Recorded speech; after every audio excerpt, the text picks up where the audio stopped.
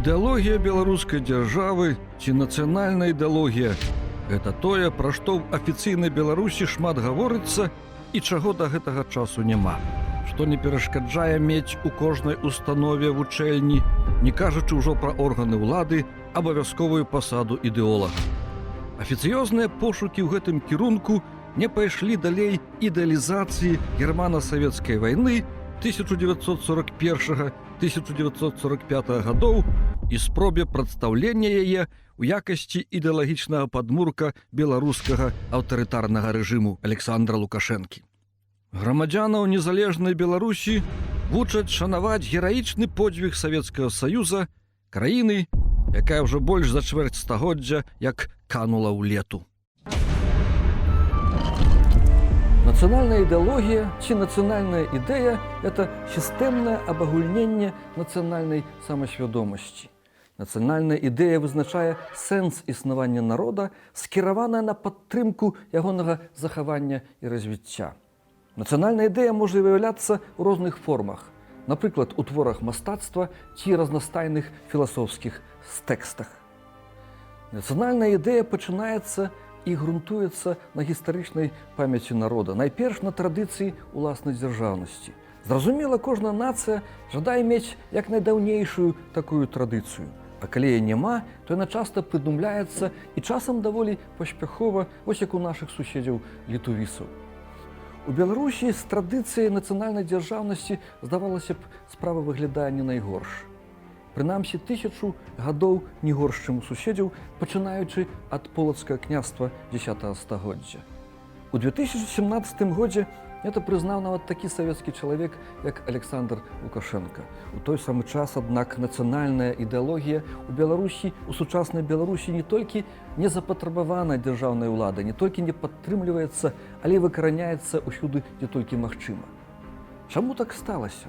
Навошта ідэалагічны апарат рэжыму Лукашэнкі так узмоцнена навязвае беларусам шанаванне савецка-германскай вайны 1941-1945 гадоў?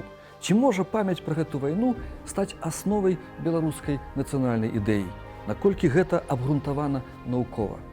Пагаворым пра ўсё пра гэта на некалькіх прыкладах.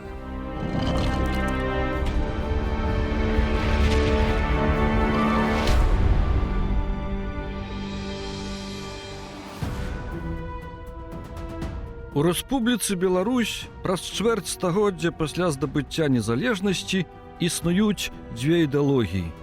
Грамадская, якая выводзіцца з тысячагадовай традыцыі беларускай дзяржаўнасці, мовы і культуры, і афіцыёзная, якая мае ў аснове услаўленне подзвігу савецкага народа ў вайне з гітлераўскай Германіяй.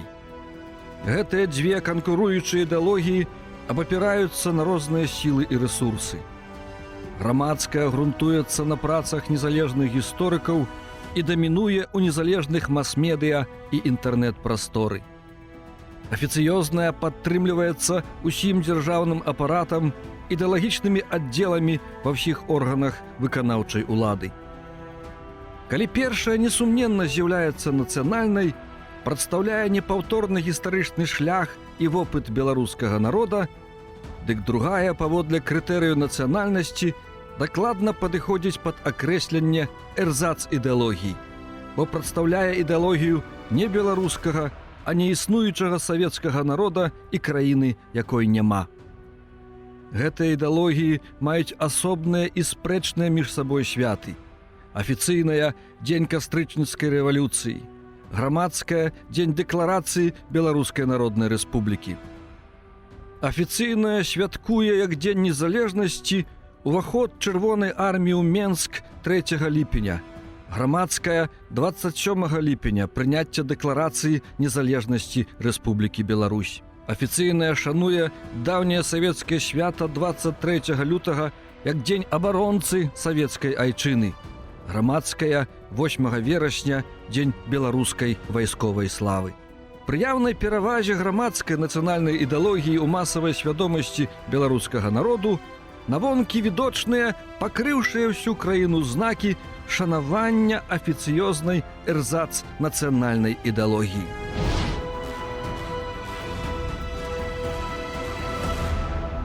Пачатак укаранення ў масавую свядомасць беларусаў уяўлення пра савецка-нямецкую вайну 1941-1945 гадоў як айчынную вайну для беларусаў сягае ў савецкія часы, а дакладней нават у часы нямецкай акупацыі. У пачаткі музея вялікай айчыннай вайны, гэтак званай, сягаюць да 1942 года, калі з акупаванай тэрыторыі праз партызанаў перадаваліся рэчы, якія мелі задэманстраваць зверства нямецкіх акупантаў на беларускай тэрыторыі. Потым эта экспазіцыя, якая шырока распаўсюджвалася, стала пачаткам музея вялікай айчыннай вайны, які атрымаў будынак, цэлы будынак ужо ў 1944 годзе, адразу пасля адыхода немцаў з Менску, адзін з нямногіх ацалелых будынкаў у горадзе.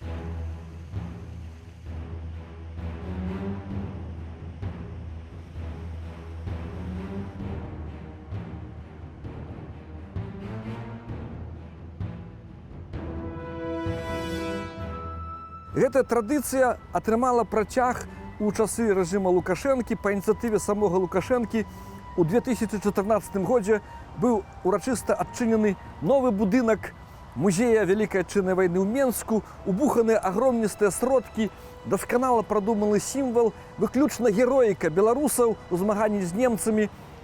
Ён дапасаваны да ранейшага помніка Менск, горад-герой, пастаўленага 1985 годзе. Гэты будынак займае агромністую плошчу 16 500 квадратных метраў. Там паказаны такія 11 промняў, которые сімвалізуюць 1100 дзён акупацыі Менска. Гісторыя этой другой святовай вайны, як вялікай айчыннай вайны беларусаў, выкладаецца не толькі ў школах, не толькі ў школьных праграмах прысутнічае, але абавязковы прадмет ва ўсіх вышэйшых навучальных установах краіны. Яна напрамую звязана з спробай замяніць нацыянальную ідэалогію беларусаў ідэалогіяй постсавецкай, ідэалогіяй лукашэнкаўскай. І пра гэта сведчыць тое, што гэтым музеі вялікай айчыннай вайны маецца зала прэзідэнта Лукашэнкі.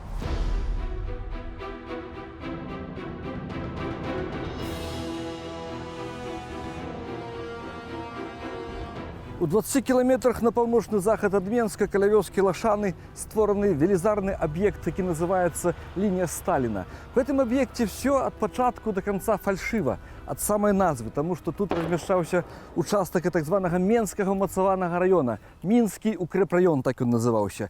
Ён прыкрываў мяжу, старую мяжу БССР да 1939 года, до 17 верасня, блізка мяжы з Польшай.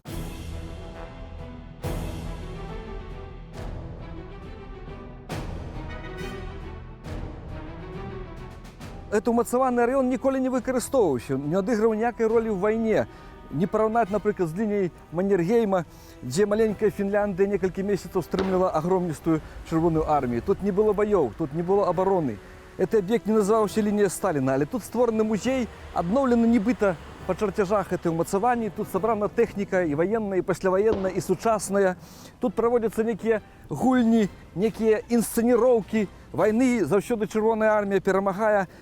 Хаця, зноў жа паўтаруся, гэта падстава так званай ідэалогіі рэжыма вялікай другой святовай вайны, якая называецца вялікай айчыннай, але ўсё ад самага пачатку да канца тут падман. Ніколі не было тут лініі Сталіна. Сказаў дырэктар гэтага комплекса, што хто паедзе на мінскі укрэпраён, а вот лінія Сталіна гэта брэнд. І каля ўвахода стаіць помнік Сталіну. Для ўсяго света відавочна, што гітлерызм і сталінізм – это з'ява аднаго парадка. Толькі за Гітлера немцы пакаяліся, асудзілі, а за Сталіна не пакаяліся ні расейцы і ні беларусы. Для ўсяго света зразумела, што гэта два таталітарызмы. Сапраўдная гісторыя другой святовай вайны – это выжыванне беларусаў на полі змагання двух спрутаў, двух агромных таталітарызмаў. Нам гэта паказваюць як частку нашай гісторыі, нашай нацыянальнай ідэалогіі. Гэта эрзац ідэалогія.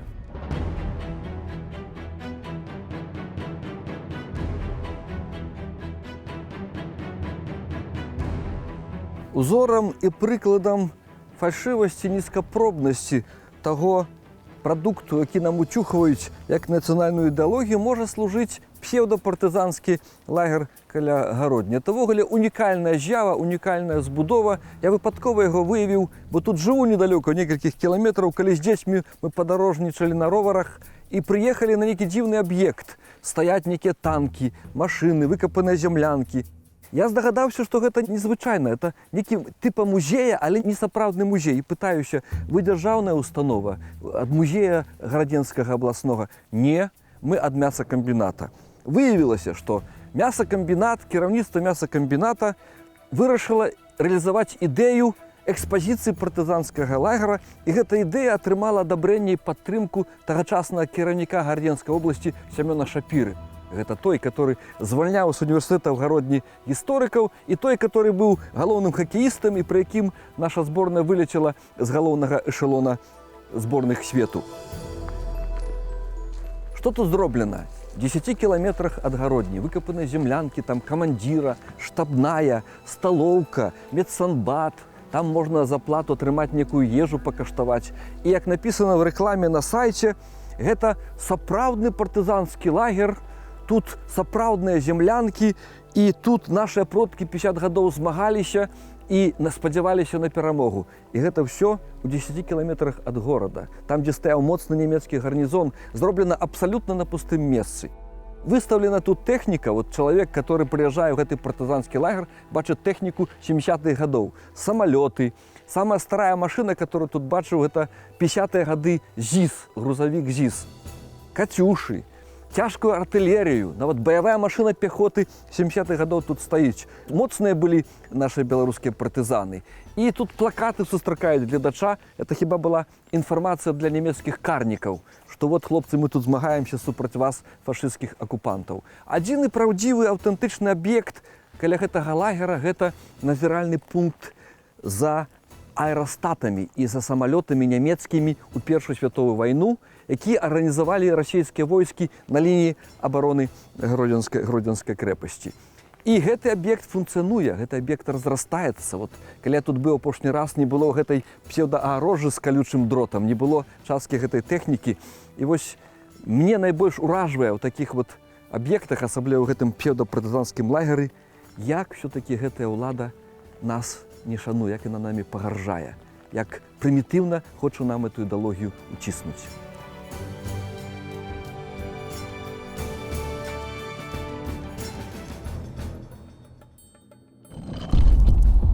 Несумненна, што з германа-савецкай вайной 1941-45 гадоў як асновай беларускай нацыянальнай ідэалогіі амаль суцэльны падман. Найперш таму, што пра яе нам апавядаюць з пункту гледжання рацыі стану іншай нацыі, расейскай. Але ў Беларусі яшчэ жывыя сведкі той вайны. Пра яе нам расказвалі нашыя дзяды і бацькі, як гэта было ў рэальнасці. І творы Васіля Быкова мы чыталі. Ведаем, што галоўнай задачай агромнай бальшыні беларусаў пад нямецкай акупацыяй было выжыць, уратаваць дзяцей, наладзіць элементарную жыццядзейнасць, навучыць тых жа дзяцей чытаць і пісаць. Гэтым займаліся беларускія нацыяналісты, якіх сёння афіцыёз кляйміць як калабарантаў. Заканамерна ўзнікае пытанне, якая ж усё ж яна беларуская нацыянальная ідэя, на якой гістарычнай памяці грунтуецца. Для гісторыка адказ не стварае асаблівых праблемаў. Калі ласка сходу, у нас свая унікальная мова, у нас свая унікальная гісторыя. Мы доўгі час былі шчытом еўрапейскай цывілізацыі, засланялі Еўропу ад Масковіі. Мы стварылі унікальную мадэль рэлігійнай талеранцыі. Наша апякунка святая Ефрасіння. Мы выдалі першую усходнеславянскую кнігу. Мы стварылі векавую традыцыю законапарадку праз 350 гадоў дзеяння літоўскага статута. Увогуле, мы, беларусы, лагодны, спагадлівы, працавіты народ. Адзінае, што не дае нам стаць сапраўдным сённяшнім народам, па геніяльнаму акрэсленню Владзіміра Караткевіча, найгоршае ў свеце начальства.